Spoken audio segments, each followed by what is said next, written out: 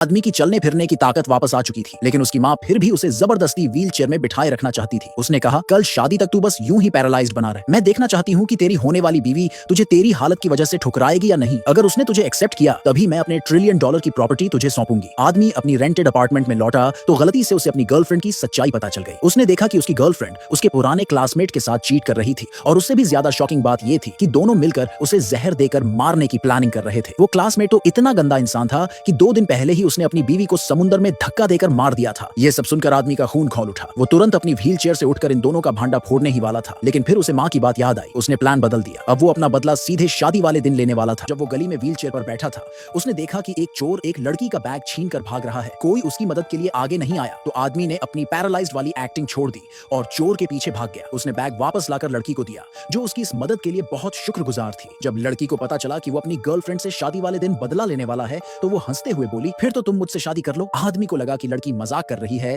तो उसने इस बात को सीरियसली नहीं लिया। अगले दिन शादी में आदमी ने माइक उठाया और कहा, 3 साल पहले हुए कार एक्सीडेंट में जब मैं अपनी गर्लफ्रेंड को बचाने के लिए बुरी तरह जख्मी हुआ था, तब से मैं पैरालाइज्ड था। 3 सालों तक ये लड़की मेरे साथ रही, लेकिन आज मैं इसे छोड़ रहा हूँ। पूरी भीड़ सन्न रह गई। कोई यकीन ही नहीं कर पाया कि एक अपाहिज आदमी खुद अपनी खूबसूरत गर्लफ्रेंड को छोड़ रहा था। गर्लफ्रेंड को गुस्सा आ गया और उसने चिल्लाकर कहा, मैं भी कब से तुझे छोड़ना चाहती थी। मैं तुझसे शादी नहीं कर रही हूँ, मैं तेरे पुराने क्लासमेट से शादी कर रही हूँ। जैसे ही उसने ये कहा, पुराने क्लासमेट ने एंट्री मारी। अब वो एक बड़े कॉर्पोरेट ग्रुप के मालिकों से जुड़ा हुआ था और करोड़ों अरबों की संपत्ति का मालिक था। उसने आदमी को तुच्छ समझते हुए उसे नीचा दिखाने की कोशिश की। गर्लफ्रेंड को भी लगने लगा कि अब ये दोनों अलग अलग लेवल के लोग हो गए हैं। आदमी इस अपमान से जल उठा, लेकिन तभी उसका क्लासमेट ऐंठ कर बोला, मैं तुझे $1 लाख दूंगा, बस निकल जा यहाँ से। पर उसे ये नहीं पता था कि आदमी को पैसों की कोई जरूरत ही नहीं थी। आदमी ने उसी वक्त कहा, अगर तुझे मुझसे सच में इतनी नफरत है तो सबके सामने घुटनों पर गिरकर अपनी बेइज्जती कर। इससे क्लासमेट तिलमिला गया और गुस्से में आदमी पर हमला करने ही वाला था, लेकिन उसने सोचा कि भीड़ उसकी साइड लेगी। उसने सबको रिश्वत देने के लिए $10,000 के रेड एनवेलप्स देने का ऐलान कर दिया। लोग लालच में आ गए